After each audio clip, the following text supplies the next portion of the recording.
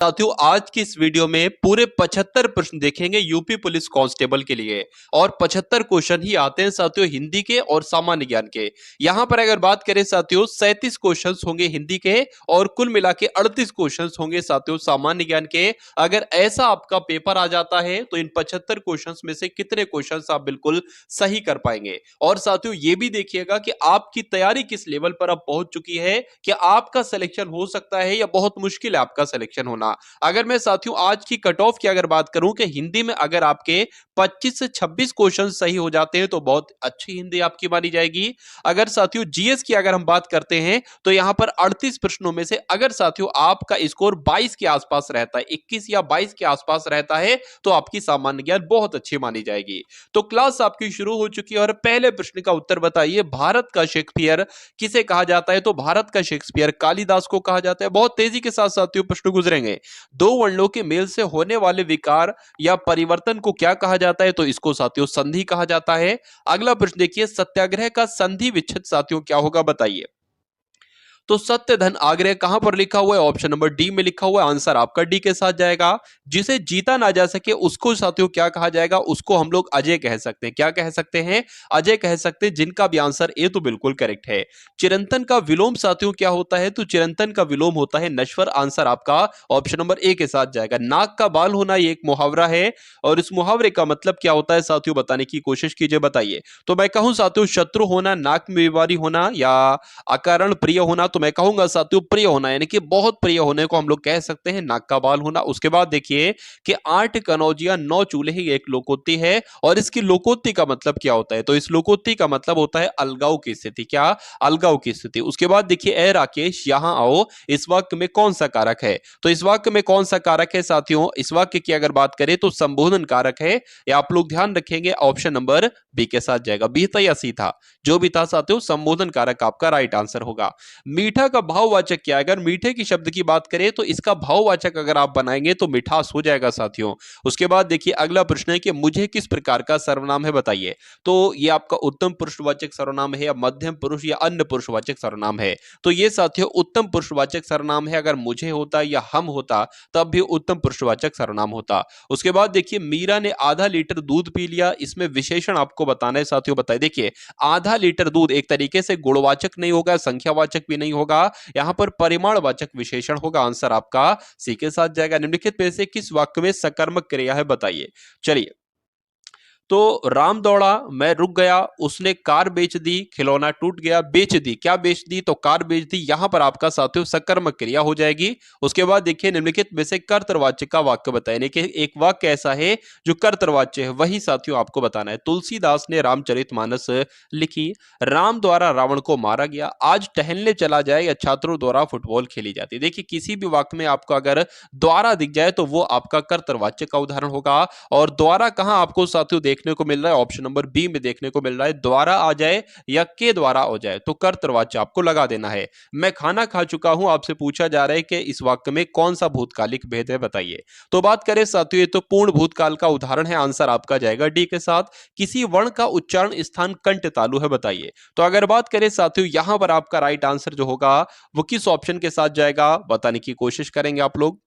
तो यहां पर ऑप्शन नंबर बी आपका राइट आंसर हो जाएगा। ए आपका बिल्कुल सही जवाब हो जाता है। उसके बाद देखिए जो आपको चिन्ह दिख रहा है ना, विराम चिन्ह आपको दिख रहा है साथियों, आपसे पूछा यह जा रहा है कि विराम चिन्ह प्रयुक्त होता है तो यहां पर ये कहां पर साथियों इस्तेमाल किया जाता है? जहां पर विवरण कुछ करना होता है तो नहीं, जहां पर तुलना एक तरीके से करना होती है, तुल्यता सूचक एक तरीके से ये कहलाएगा चिन्ह है।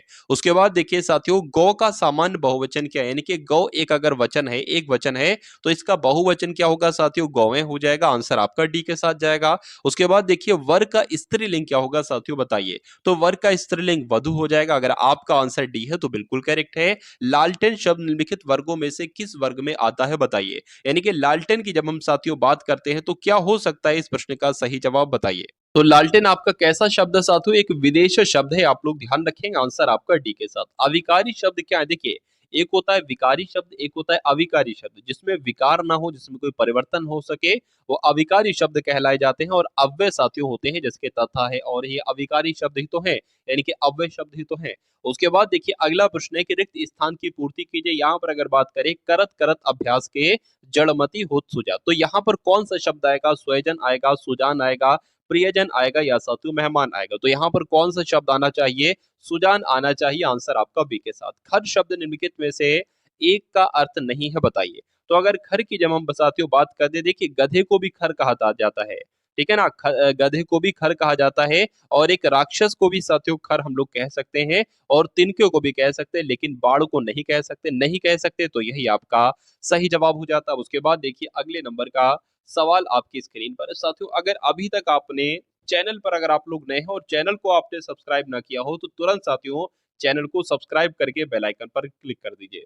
क्योंकि अगर आप चाहते हैं साथियों यूपी पुलिस कांस्टेबल के एग्जाम को क्रैक करना, तो इस चैनल के द्वारा साथियों जो भी कंटेंट आपको दिया जाए, तो साथियों आपको देखना ही होगा। अगर आप उसको देख लेते हैं, अपने मनोमस्तिष्क में स्टोर कर लेते हैं साथियों, तो माना जाएगा एक सिलेक्शन आप अपना निश्चित कर सकते हैं। क्योंकि यहाँ पर जो कंटेंट आपको दिया जा रहा है, एकदम परीक्षा वाला कंटेंट आपको दिया जा रहा है।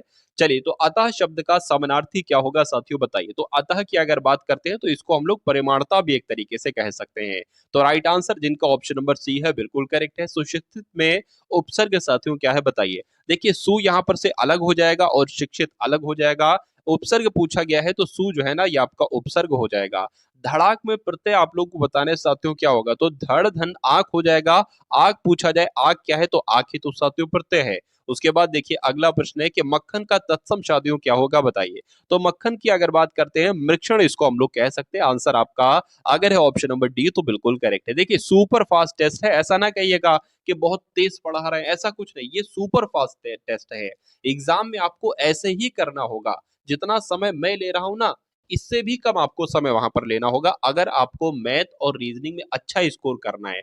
अगर आप ये चाहते हो कि एग्जाम देने के बाद आप ये ना कहो कि समय कम कम पड़ गया मेरे पास, ठीक है, तो इतनी तेज आपको प्रैक्टिस करना ही पड़ेगी। तुरंत क्वेश्चन देखिए और तुरंत उसका जवाब दे दीजिए 1 सेकंड के अंदर। अगर आप ऐसा करेंगे, तो मैथ और रीजनिंग के सारे क्वेश्चंस आप अटेम्प्ट कर लेंगे। और क्योंकि बहुत सारे बच्चों की दिक्कत होती है कि वो सारे क्वेश्चंस ही नहीं अटेम्प्ट कर पाते हैं।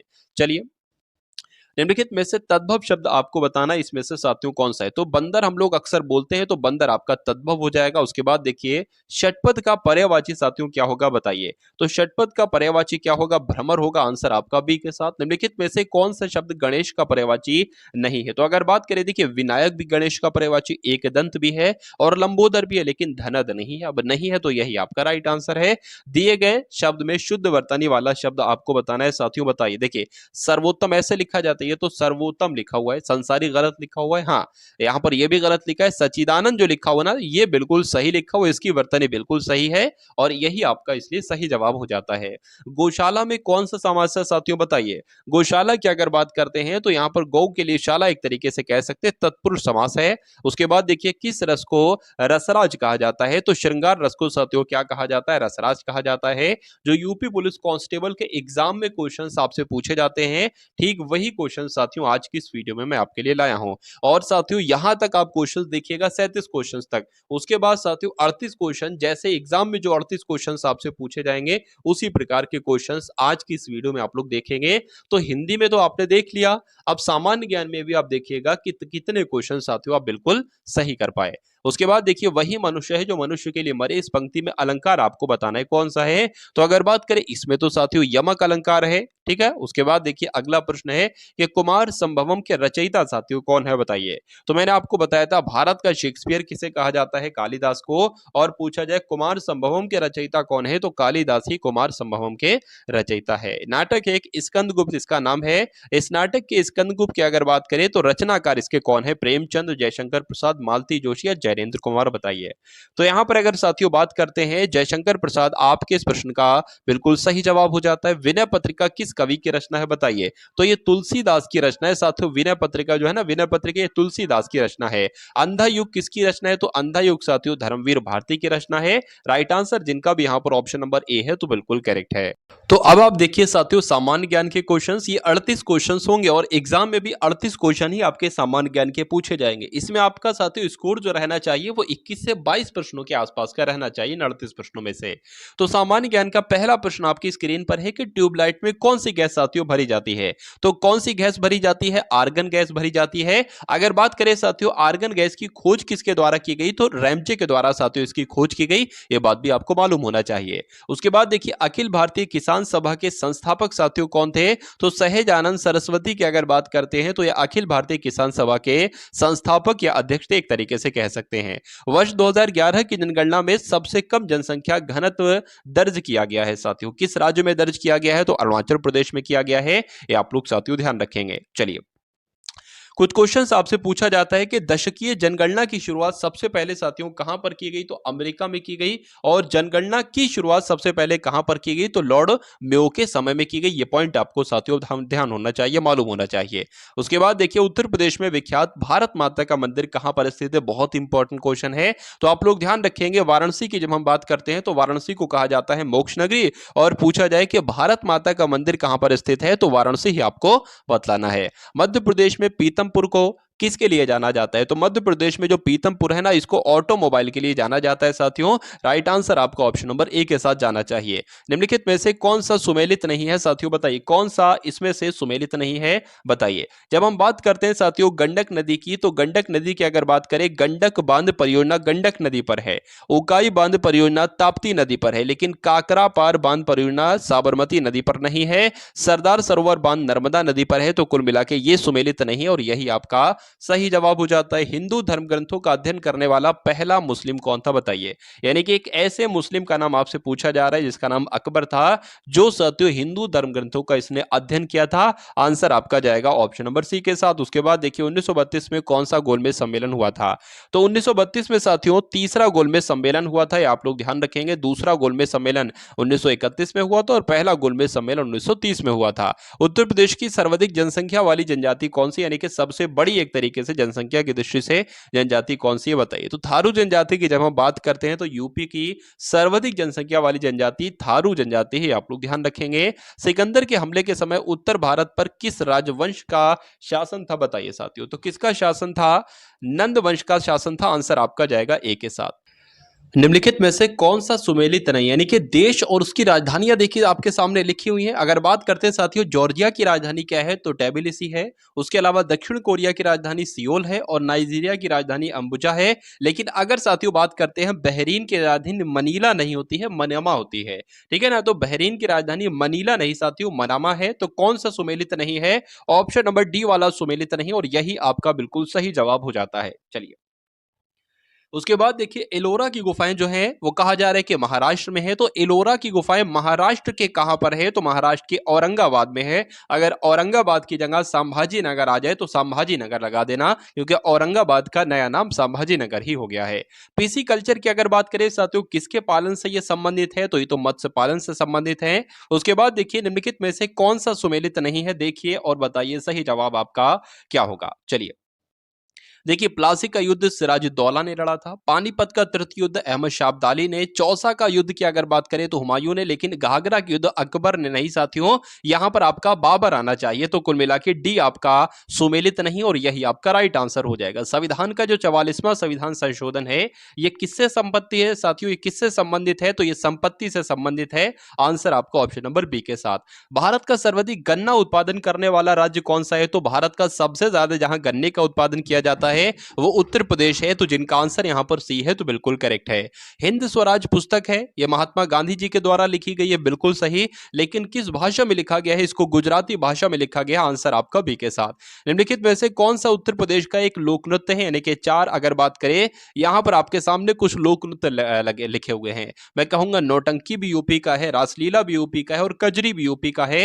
यानी कि ये तीनों के तीनों लोक नृत्य साथियों उत्तर प्रदेश में ही किए जाते हैं, इसलिए राइट आंसर आपका डी के साथ जाएगा। दिल्ली के किस सुल्तान ने जजिया कर को हटाया था? देखिए किसने हटाया था? तो अकबर ने हटाया था साथियों, ये आपको मालूम होना चाहिए। आंसर आपका बी के साथ। हिमांशु की अगर बात करें, हिमांशु की अगर बात करें यानी कि हिमांशु शर्मा, ये किस खेल से संबंधित है? तो ये तो अगर बात करें ये मुक्केबाजी से संबंधित है। आंसर आपका डी के साथ।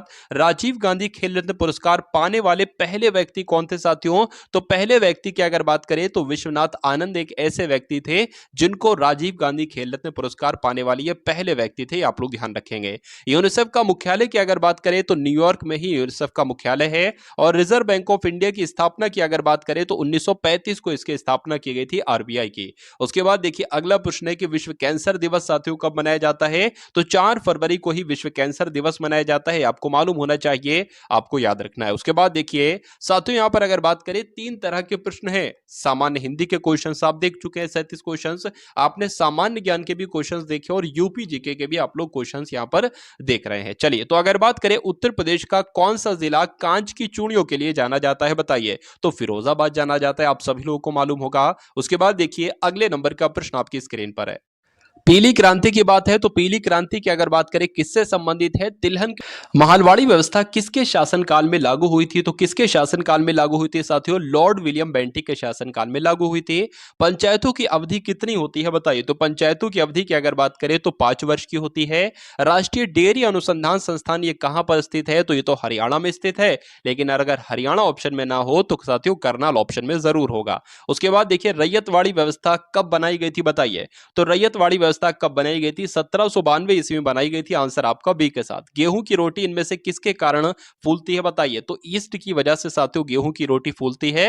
राइट आंसर आपका सी के साथ। पहली पंचवर्षीय योजना कब से कब तक कार्यरत रही बताइए? तो 1951 में शुरू हुई थी और पहली पंचवर्षीय योजना 1956 तक रही थी। भारत और श्रीलंका के बीच कौन सा युद्ध अभ्यास की अगर बात करें, एक युद्ध अभ्यास है साथियों जिसका नाम है मित्र शक्ति युद्ध अभ्यास, ये भारत और श्रीलंका के बीच होता है। उसके बाद देखिए अगला प्रश्न है कि सत्यशोधक समाज की स्थापना साथियों किसने की थी? तो ज्योतिबा फुले के द्वारा ही सत्यशोधक समाज की स्थापना की गई थी। उसके बाद देखिए कि एलपीजी गैस में गंध किस कारण से आती है? तो किस कारण से आती है साथियों गंध? मिथाइल मरकैप्टन की वजह से एलपीजी गैस में गंध आती है। आंसर आपका सी के साथ। अब उसके बाद देखिए भारतीय संविधान का नीति निदेशक तत्व किस देश से लिया गया है? तो कहां से लिया गया है साथियों? ये चीज तो आयरलैंड के संविधान से ली गई है। राइट आंसर आपका ऑप्शन नंबर सी। और देखिए दचिग्राम की अगर बात करें या दचिगम की अगर बात करें तो दचिगम नेशनल पार्क साथियों कहां पर स्थित है? तो ये तो साथियों जम्मू कश्मीर में स्थित है। कहां पर स्थित है? जम्मू कश्मीर में स्थित है। राइट आंसर अगर आपका है ऑप्शन नंबर बी के साथ तो बिल्कुल करेक्ट है। तो इन 75 प्रश्नों में से आपने कुल मिलाकर कितने प्रश्न किए, कितने सवालों के सही जवाब दिए, एक बार कमेंट सेक्शन में आप लोग जरूर बताइएगा। और ये क्लास आपको कैसी लगी एक बार कमेंट सेक्शन में भी आप लोग जरूर बताइएगा।